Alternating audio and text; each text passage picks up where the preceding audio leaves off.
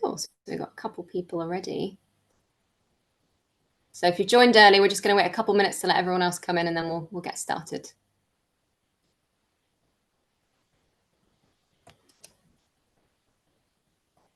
Okay.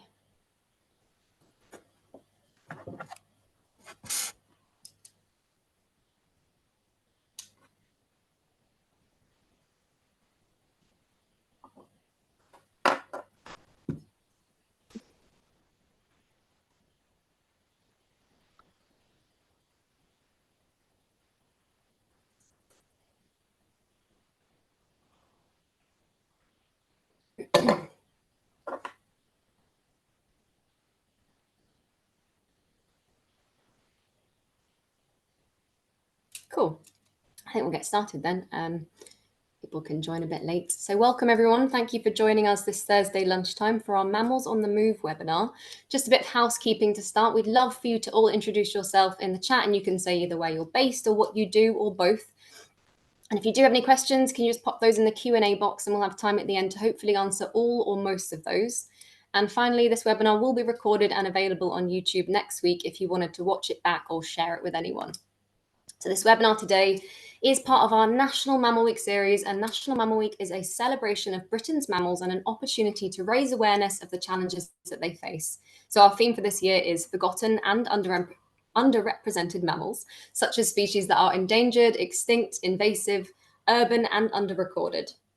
And the focus is really on celebrating the diversity of both mammals and the people that study them. So we're highlighting the importance of diversity and conservation and the role that mammals, including us, play. So we've got a full program of events throughout the week, including educational webinars and the Big Mammal Challenge, which invites you to become a citizen scientist and help us survey 1,000 new sites across the UK. Even a tiny garden, a yard, or a back alley can reveal the mammals that are present in the wider area. And you can find out more about this and register to take part on our website. So the webinar today, Mammals on the Move, is going to explore the story and science behind invasive species, examining the impacts on other species and ourselves. And we're lucky to have Jack Hatfield here today to lead us through this sometimes controversial topic. So Jack is a researcher at the University of York, working in the Leverhulme Centre for Anthropocene Biodiversity to understand how global human influence is contributing to the loss and gain of species and the generation of novel ecosystems. So I'm going to hand over to Jack, who is going to share his slides with you and dive into it. Okay, I'll just start sharing.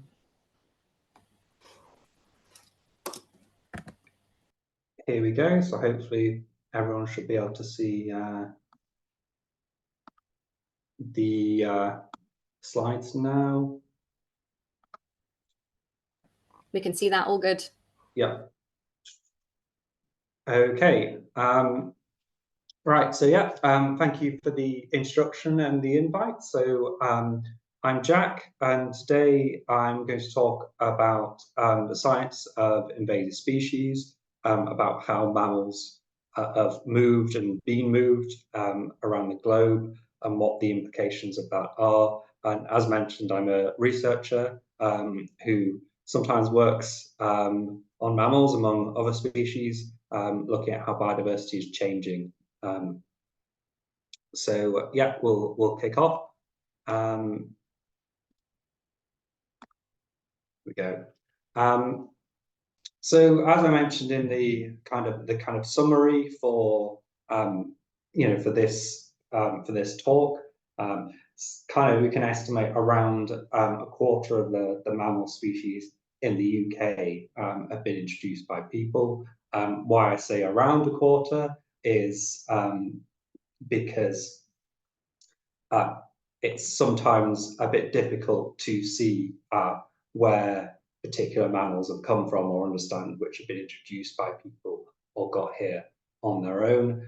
You might recognize some of the species silhouetted here on the slide, particularly perhaps the grey squirrel and the rabbit, which are probably mammals that a lot of people see every day. So firstly, I suppose I should delve into what is an invasive species. So species that have been introduced outside their historic range, so the historic locations in which they were found in, are called non-native species or introduced species. Um, these are species that have been introduced elsewhere by humans. Um, and then invasive species is a tad more tricky to define. So this is some text from the GB Non-Native Species Secretariat, which is involved with the kind of regulation reporting of non-native species in Britain. So it's kind of there's a wide scientific consensus of all these species introduced outside their native ranges. The majority are harmless, but around 10 to 15% spread, gain high populations. And these are the ones that are often classed as invasive non-native species. So to be classed as invasive non-native species, it's kind of the idea that it harms other species, is damaging to the environment, or costly and damaging to our economy or people's health. But as you can see, that's quite a broad definition there. So you could argue that any species that's introduced to a new area is obviously going to impact other species. That will benefit some species, could be detrimental or harmful to other species. But this is obviously quite complicated because all species interact. So any kind of change in the species found in a particular area is likely to impact all other species. And then there's difficulty of defining harm or damage, because if it's harmful to one species but beneficial to another species, how do you decide on that? And yeah, damage can be and harm can be somewhat subjective, and often this brings in things like values and examining the costs and benefits of different species. So defining something as invasive is perhaps more complicated than saying simply whether it's native or non-native, although, as I think we'll see with some of the examples I'm going to provide, that's not necessarily straightforward either. So if we go back to consider looking at mammals here, people have moved mammals around for thousands of years. So you think classic examples being, domestication, cows, sheep, pigs, goats. These kind of things we take for granted as, domestic mammals that we use for food. These have been moved for thousands of years from where they originated to lots of different places across the globe. And then you have commensals, things like the house mouse, which has found a nice home alongside people, new food, and has moved with us as we've travelled. And then as we've travelled even further with seafaring, going to new continents, some species have stowed away on ships, explaining why various species of mice and rat are found on lots of oceanic islands across the world. Why have we moved mammals? Well, there's a myriad of reasons why mammals get moved around by people. As kind of alluded to with the domestication, it's often for food purposes, and also for sport. Again, as mentioned with the seafaring, some mammals stow away on ships. Some now, kind of transported as part of cargo, things like that. There was also the one reason is the fur trade. For example, the American mink in Europe, so brought in to be bred for fur farming. And another one, which is sometimes perhaps overlooked a bit, is the pet trade. So some species are obviously, mammals often very charismatic. People like them; they want to keep them as pets. But some of those escape or are set free when they become somewhat challenging, and then seem to take to their new home. I mean, there's always stories and lots of debates over big cats in the UK countryside that have been set free after being pets. And there's other things like there's escaped chipmunks, and there's always raccoons have been spread sometimes being being escaped pets. So now I'm just going to go into a few different examples, which I hope will kind of illustrate some of the complexities around mammal introductions and defining mammals as non-native and invasive.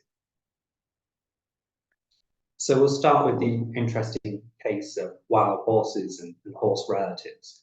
So horses are native to historically native to Europe and North America. In fact, they're believed to have evolved in the Americas, but they've been lost in the last 12 over the last 12,000 years. It's somewhat difficult to say exactly when they're lost from Europe because domestic horse bones and wild horse bones seem quite hard to distinguish, and you have to go on context, so we don't know exactly when they're lost. But you know, from the majority of Europe and North America, wild horses have been lost. But often there's feral populations or domestic populations, and these have effects on the landscape. So feral horse populations in North America have been documented, you know, digging holes for water, so creating these well holes, which can be beneficial to other species. And in Europe, including in the UK, horses are used for conservation grazing. You've probably seen horses on some UK nature reserves because a particular form of grazing that horses do is often beneficial for lots of other species. So they're actually employed for conservation. So in the US, many of these species, it's kind of so wild horses and horse relatives. So here's a picture of some donkeys here. That kind of the debate on removing them and getting rid of them because of the impacts they have on the vegetation. But as kind of horse species historically, a long time ago, perhaps to us, been found in these landscapes.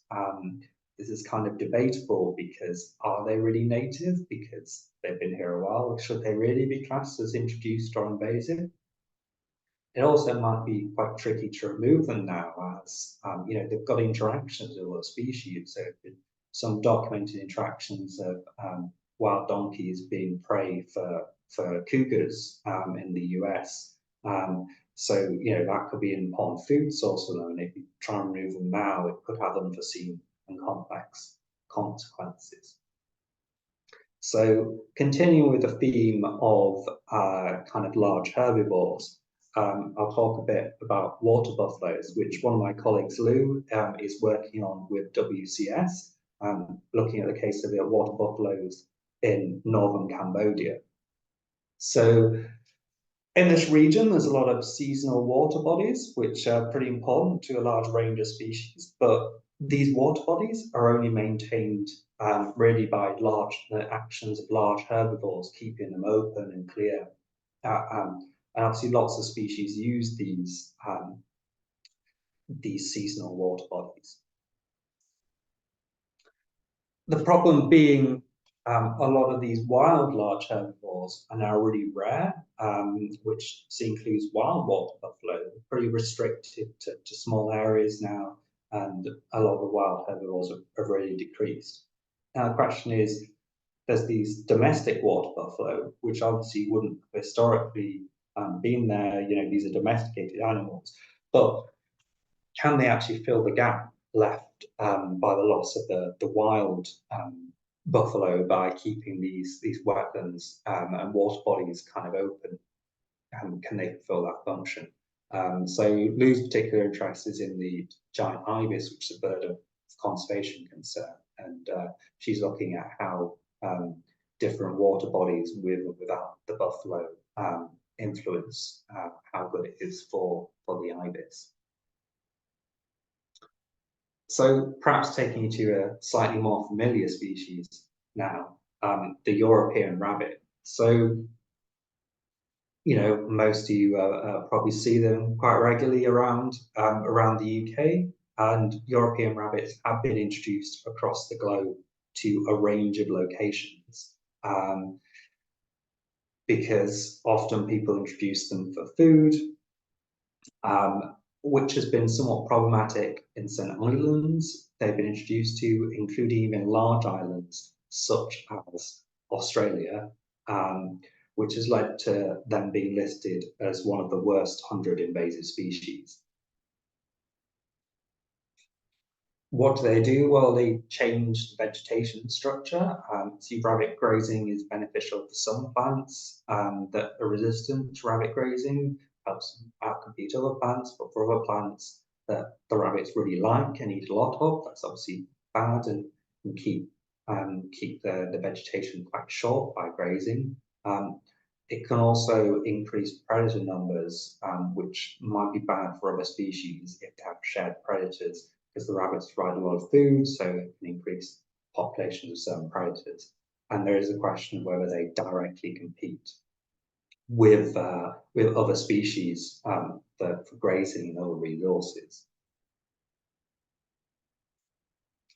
So rabbits are native to the Iberian Peninsula, and they're considered of conservation importance because they provide this food for so many species, including rare species that are kind of also of conservation importance, such as the Iberian lynx or imperial eagle, which kind of rely on rabbits and suffered when rabbit populations dropped.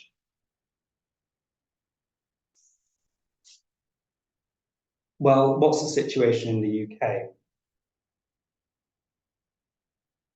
So rabbits were in the UK in a past interglacial period, but their current presence is widely attributed to the Normans.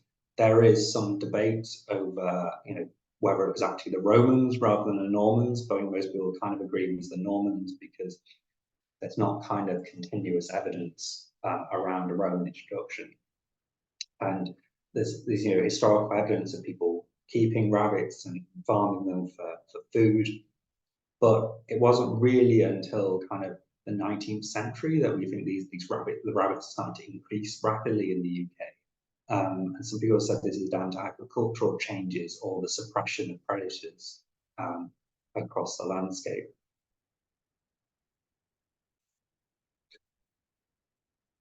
Obviously, as you probably know, they were hit by myxomatosis, and there's also a number of other diseases.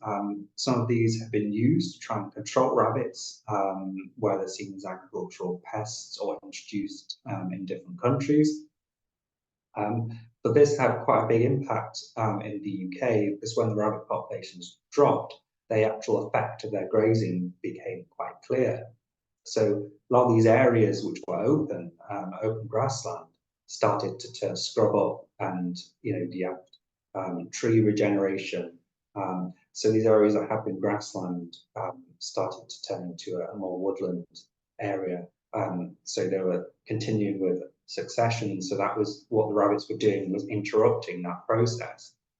So if we want to keep these areas clear, rabbit grazing and open, then the rabbit grazing is quite important. Also, similar to in the native Iberian Peninsula, the rabbits are an important food source for a number of predators, including some birds of prey, which are of conservation concern.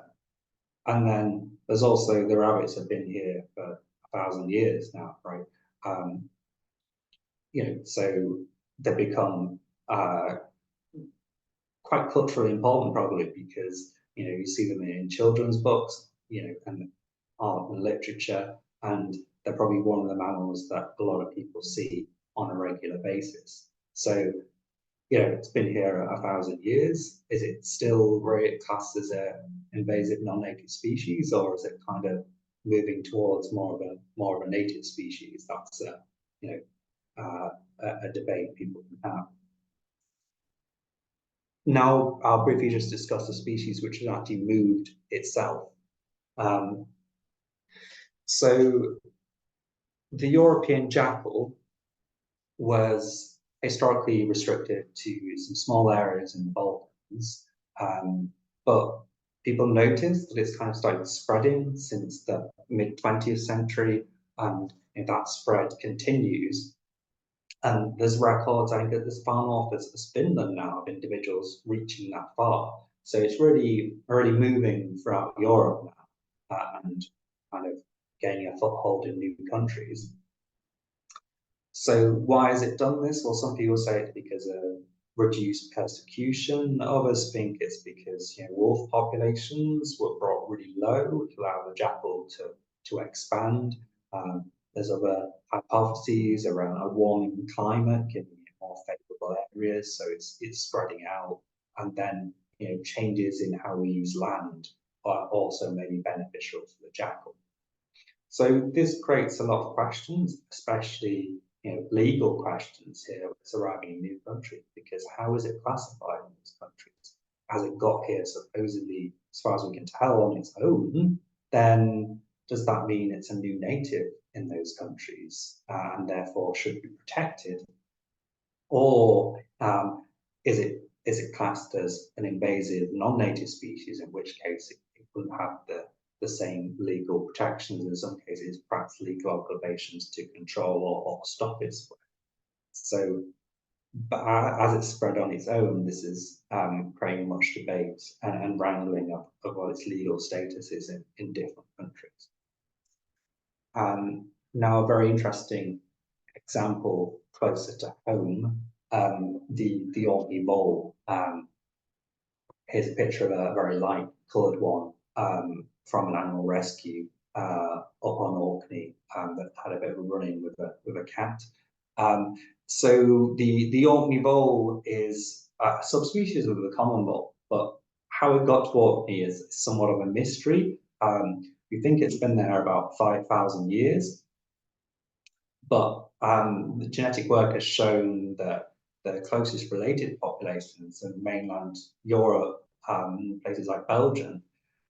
So how did this small vole get all the way from continental Europe to the Orkney Isles, northern Scotland, without being found in Great Britain elsewhere? So some people think it may be stowed away in some feed or silage, got lipped, but it's still quite a mystery how it got all that way. And now it's there.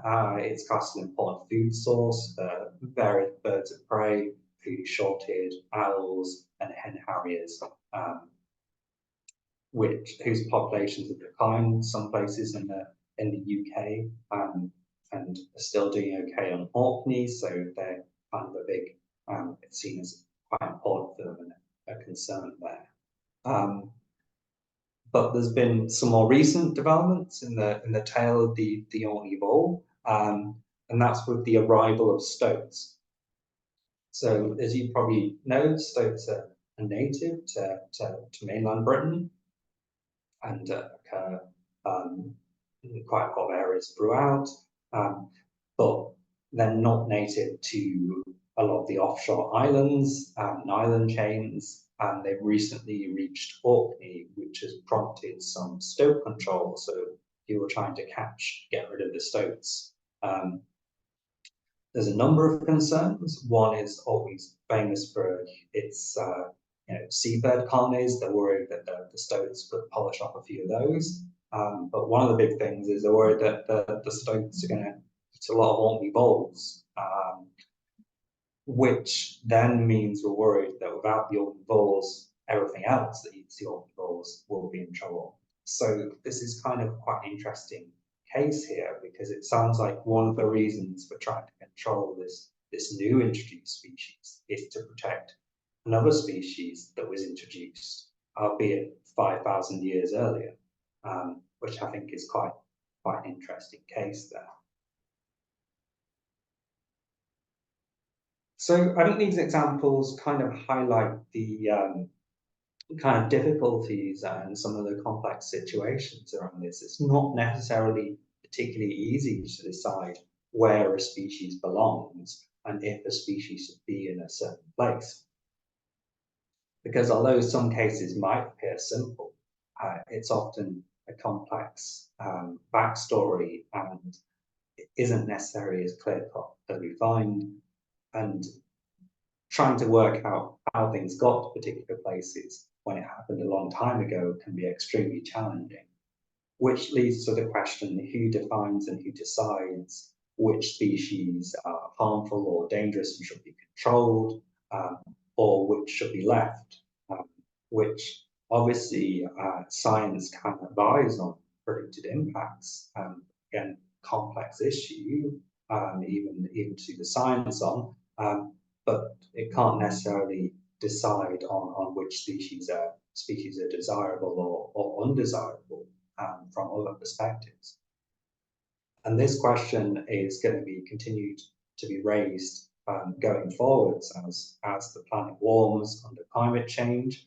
A lot of mammals are going to find themselves in suboptimal areas. It's got too warm. It's needs to move with a changing climate. And what are we going to do about that? Are we going to move them to a more favourable area and introduce them there? So this idea of trans situ conservation, so moving species to conserve them. I mean, the photos example of China's water deer, which is kind of conservation concern, but there's a decent population in the UK now. So there's other examples, but what does this mean going forward? So next, I'm just going to talk briefly about some recent work I was involved in with some colleagues, looking at how species communities in Europe have changed since 8,000 years ago. So what we did was we looked at which species have been lost and which species have been gained in a number of regions in Europe. By regions, it was usually approximate to countries or historic country groupings, or island and island chains, because that's mainly what level the data was recorded at historically. And we're comparing kind of the present to 8,000 years ago.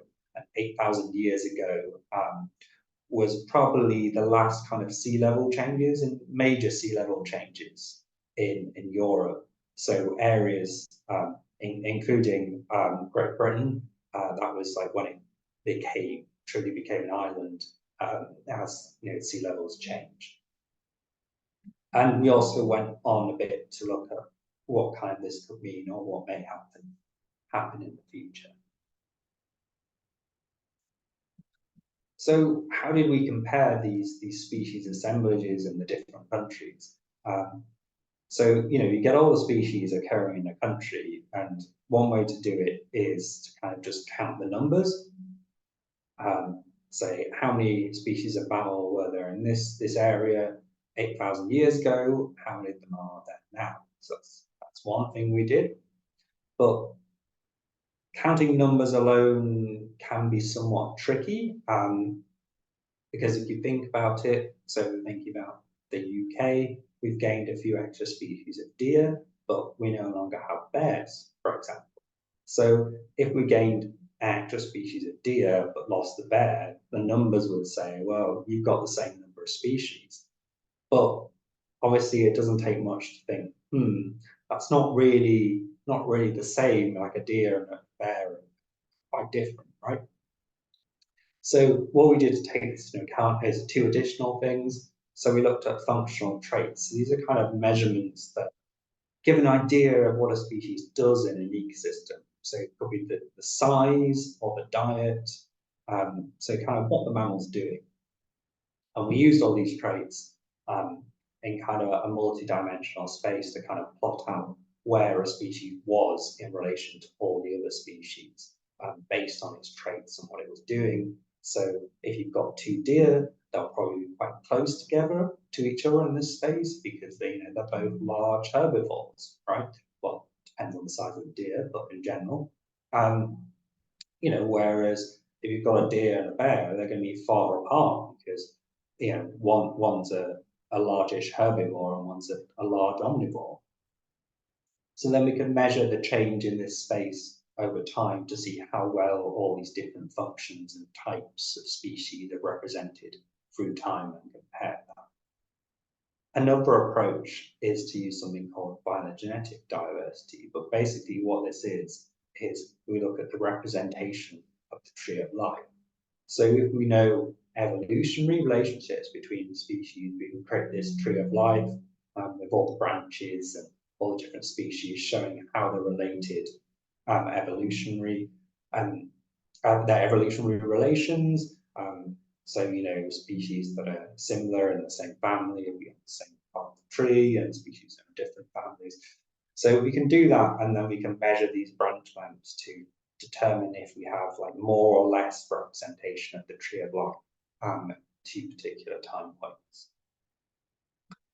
So what did the results of this show? Well, so if we look just at species numbers, species richness, which is the first panel here, you can see a lot of blue. So, nearly all areas have more mammal species now than they did 8,000 years ago. But if you look at the other two plots, doesn't necessarily mean you kind of have the same community of mammals. So if we look at phylogenetic diversity first, this is the representation of the tree of life by measuring these branches.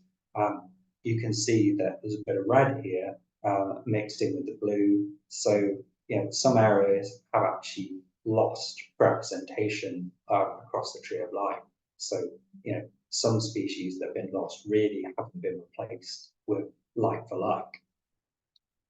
And now you look at the last plot, which is based on these functions, you'll see a lot more red, a real mix of the red and the blue. And you think about this, it perhaps makes sense because some species groups have very unique functions, such as large carnivores, have been lost from particular areas of Europe, although they are making a comeback in some places now. So this is a whole array of like types of species that you no longer have. And if we were to think a bit forward into the future, what would happen if we were able to reintroduce all the species that have been lost from a particular region? So if we took the species that have been lost, if they're still available globally, so they still have populations that exist on the global scale, then we can take these and say, what if we could reintroduce them, or if they are extinct but have a domestic relative that could do the job. Often that's what happens in rewilding projects. You'll take kind of domesticated or slightly feral species to do the job of their extinct relatives, such as using particular breeds of cow to replace the role of the oryx, or using particular breeds of horse to replace feral horses. So we take all these and say, what could we actually do by reintroducing them? And you can see that you basically get, nearly always you get gains across the board. So you have more of all these measures of diversity than we had 8,000 years ago, if we're able to do this. Obviously, in some cases, this might not be practical because some of the species might be very endangered. So, there's not enough of them to reintroduce in places, or there might be other kind of considerations, whether people want that species reintroducing. For example, 8,000 years ago, some parts of Europe had lions and leopards, which might be slightly more controversial than some of the things that people currently discuss reintroducing. So what does this really mean for the future of mammals? So as we kind of discussed and touched on a bit here, there's increasing movements to rewild and reintroduce different species. Obviously, we have beavers now back in the UK.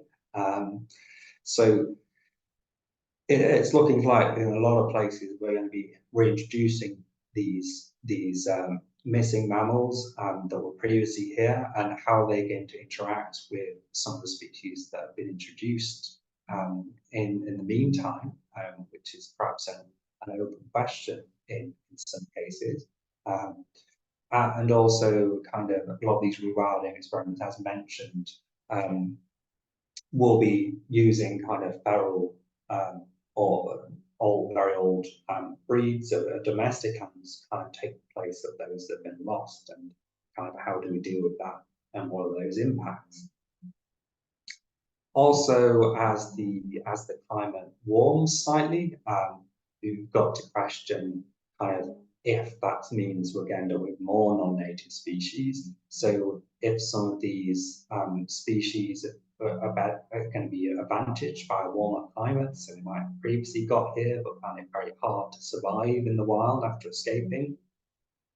With a warmer climate, is it going to mean they're actually going to survive a lot better? So then we end up with lots more non-native species, or will that not be the case because of time controls and preventions here?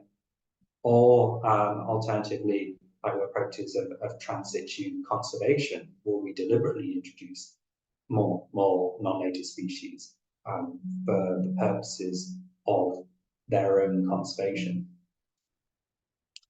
There's also the topic of invasive natives, which is not already a concept or something people talk about, but as the conditions change, some native species that are perhaps very restricted might increase rapidly in population spread. What do we do about those if they're having large impacts that are classed as undesirable? And then lastly, on the slide, one of the things about invasive species is the question of what happens to them in the long-term future. So you have seen with the example of the omnivore that we talked about earlier, the omnivore only occurs in Orkney. It's a subspecies of the carnivore, but it's on its way to becoming a separate species. And if when it becomes a separate species, it obviously must be native to Orkney because that's where it speciated, that's where it began. So this species was introduced by people around 5,000 years ago, but could one day become a new species that would be native to that area. So as we're going forward, maybe this is quite far into the future with some mammals because most of them generation times are considerable, so it would take quite a while for them to evolve into distinct species. But it is a possibility that the mammals that we've moved will become the new species of the future. But obviously, there's a lot of uncertainty around looking that far into future patterns. So I think I'll stop there and thank you all for attending and listening to this talk. And I'll open the floor for any questions you might have about what I presented or anything else in this topic area that you'd like to put forward and discuss. Thank you. Thank you so much, Jack. That was very interesting. It definitely seems like this topic is just so much more complex than sometimes it's portrayed to be. And I think I'll just give some time to people to put some questions in the Q&A if they want to. I'll just ask a quick question of my own that just sprung to mind. I think at the end of the day, especially with this sort of field, nobody really wants to be culling animals, but how do we make sure that we're giving this field enough time and research that it needs to really unpack the complexity while still acting fast enough to prevent any species from being lost? Yeah, I think that's quite a difficult one, and obviously a lot of people say prevention's the best thing to do, so stop species getting in the first place. But that's not necessarily been that successful globally, as shown by the amount of species that are non-native in a lot of areas. So I mean, it is really problematic, and this is often a problem faced by conservation, right? Because you have to act. People want to act, but it's very difficult to get data, and you kind of trying to learn as you're doing it. So that is quite complicated, and it's basically you can draw parallels from what we've already learned, and there is a lot of work in kind of the invasive species area trying to identify which species could be problematic and which not so problematic, so we can try and move our resources and use it that way. But this is extremely difficult to predict. There's probably some people are pretty sure on, but some it's more complicated. But I think ultimately another issue is you really need a more long-term solution. So although things like culling perhaps work, but in many cases it's endless task, because unless you get everything, you're going to be back. So there's been very few successful eradications of invasive mammals across. There's been some on islands, and there has been a couple of times it's happened past in the UK, but that's a challenging thing. There's also there is some promising recent things around things like grey squirrels showing that pine martens, as they recover, might be somewhat effective in stopping the spread. So yeah, really, I don't think there is a necessary answer. People are working on this, and it's just going to be always going to be a complex issue moving forward. And some of these questions are really questions for society rather than science, because they land on things like decisions which aren't really for objective science, but it's probably societal. Absolutely. Okay, we've got a question in. I wonder what you think of the claims about mink eradication in latest British wildlife. I interviewed Tony Martin for latest book, and he seems confident.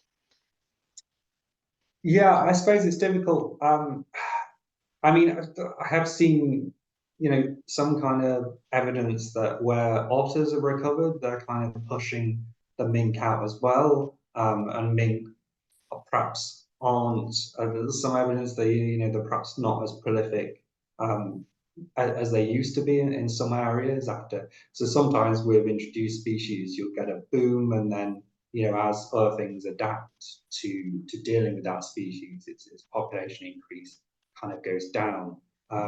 So yeah, I think it's quite early days, but I think mammal eradication is, if you're trying to eradicate introduced mammal species, I think it's very difficult, just because a lot of mammals are pretty smart, and it's pretty hard to get hold of them. But there's always there's always new techniques, so that there might be some success there. Then on the other side, there's also the cost that you've got to think about how else what else conservation could do with that money. Obviously, with the mink, it's pretty clear. It's been very bad for the waterfalls, which you want to protect. So we've got to try and control the mink. But yeah, we'll have to see how it goes, and if a kind of sustainable long-term solution it is come up with there. Thank you. Good answer. I've got another question. There's not any else in the box at the moment. So you talked about different timescales, which I find quite interesting. And I would say, perhaps similarly to plants, do you think that the large negative effects that we see from the invasion of alien species will gradually decline and disappear after like a century or so as native ecosystems evolve and adapt? Well, it's kind of difficult to say, and ecosystems, we often have this perception that nature is kind of static, that it kind of always stays the same. But systems are always changing; they always have. I know you had a webinar earlier in the week on mammal evolution, which shows over large scales like how much things have changed. But it's still daily changing, especially now where like people have changed the world for thousands and thousands of years. Often we think some of these earlier civilizations didn't actually do much, but we're finding more and more about the extent to which they actually altered the world around them. So we kind of know that. So it's not so much a static baseline. So yeah, everything's changing, and other species adapt to dealing with a new species. Predators and parasites pick up on them, and that produces their spread. So yeah, I think generally there is a lot of evidence that after a certain period, a lot of species, a lot of the negative effects seem to go away, or be lessened. And it's also complicated because sometimes it's difficult to attribute the negative effects to the introduced species, or whether the introduced species is simply benefiting from other things that are causing negative effects, such as other human actions like land use change, or other actions that we do, like particularly things like pesticides and stuff like that. Is that basically giving an advantage to an introduced species, and it's able to tolerate that, but the equivalent native competitor isn't able to tolerate them. So it's often difficult to, you know, attribute kind of causes and blame there. So you can say maybe in the future their effect will lessen, but it might also be because the situation we create changes. And I think with climate change, maybe a lot of bets are off because we don't know necessarily which mammal species are going to do great under a slightly warmer or perhaps a lot warmer climate than others. So yeah, it's a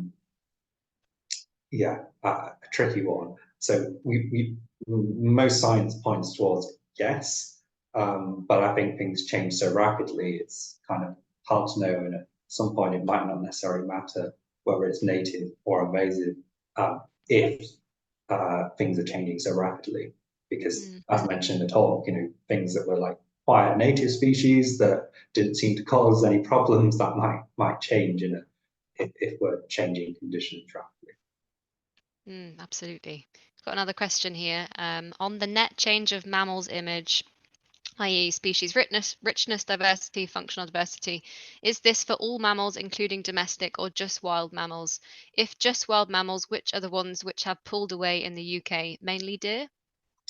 Yeah, so those plots, so the first set was mainly, so we only considered domestic or non-wild mammals for the kind of rewilding, reintroduction element. So if we were to somehow wild lots of populations of horse or cows to replace the oryx and the wild horses, but in the main one that was only wild species. So obviously there's far more change than that because that's not taking into account the myriad of domestic species, which are really abundant in some places in the UK.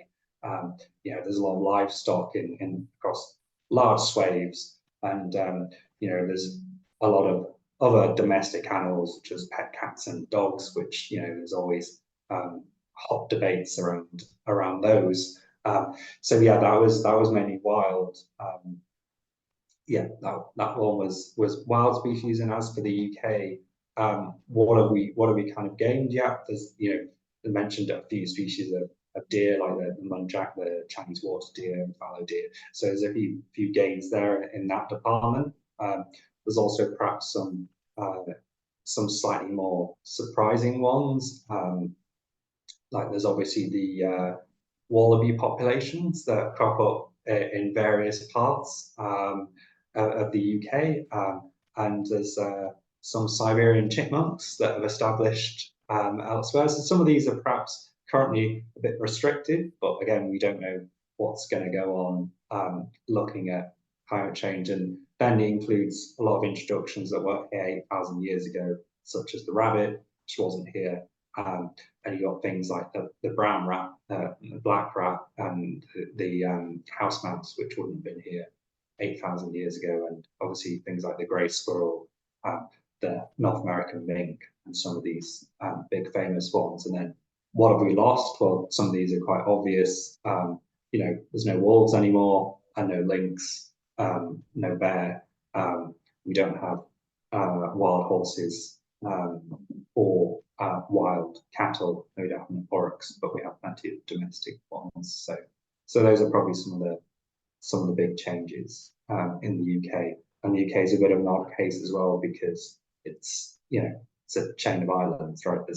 So the UK is composed of quite a lot of islands. So yeah, it's a bit of an odd case because species weren't, if you didn't make it before the land bridge went 8,000 years ago, you're kind of stuck unless someone gives you a lift. Or you can fly. I mean, if you're a bat and pretty good at flying, you might be okay. So obviously some of them might move as the climate forms, but yeah, the UK is a slight outlier and will be with kind of rewilding and reintroductions because as there's been a lot of work on some of the larger mammals spreading out again through Europe that were historically restricted, you know, coming back to some of their former haunts. But in the UK, that's actually going to be an active decision because we're not going to see a wolf kind of raft across the channel or anything. I don't think it's so. It would have to actively be introduced, whereas in Europe they're just walking the border from the neighbouring countries. Absolutely. No more questions in there. I've just got one more, and I think we'll wrap up. You mentioned earlier about new natives, which I don't think is something I've heard of before, but if a species is not introduced with human influence but arrived somewhere of its own accord, is it then considered a new native? Yeah, so this is kind of the debate that's happening in legal framings for the European jackal, and will obviously happen more times because, how do you define what is the definition of native? If the definition of native is of something that's been here since like this particular year, then obviously it's not going to make it. If it's new, it's not going to be classed as native. But most of the definitions of non-native, introduced, invasive kind of lean heavily on human action in the introduction. So then it's quite tricky when it's spread itself, which again, I think the root is this idea that we think things are static and nature never changes, whereas the whole fields of ecology, biology, evolution have shown that things change rapidly. Lots of things have moved around the world, including us, for lots and lots of thousands of millions and millions of years. So yeah, I think it's going to be a challenge for some of these frameworks, which scientists have proposed alternate frameworks, which really is a challenge, I think, for policymakers and for governments, because the definition, how you define something, really can have legal implications for how you manage and deal with it. So I think it's going to be an increasing challenge that's going to have to be debated. And I would hope this is also going to be an inclusive debate, because the general population, people are the ones that live alongside these species and deal with them. So it's really got to be solutions and things that happen. Like you get a lot of public debates around, see, they're calling them grey squirrels to protect red squirrels from the competition, squirrel pox. Then a lot of people really like grey squirrels. So you can see how all these become really, really complex issues. Yeah, definitely. We see a lot of that at the Mammal Society. Everybody has opinions and people feel quite strongly about this topic. It seems to be quite strong on either side. So it's definitely complex. And I think that the way that we choose to describe things and the language we use is so deeply rooted into our culture in Britain. And I think that can really shape things moving forward, perhaps. So looking at things differently is always beneficial. So yeah, we'll wrap up there. We've not got any other questions, but it's been very informative and thought-provoking, like somebody's said just in the chat. So thank you very much, Jack, for your time, and thank you everyone for joining us and giving up your lunchtime today. Yeah, thank you very much for watching, and thank you for the invite to talk on this interesting topic. Fabulous. All right, see you later. Bye.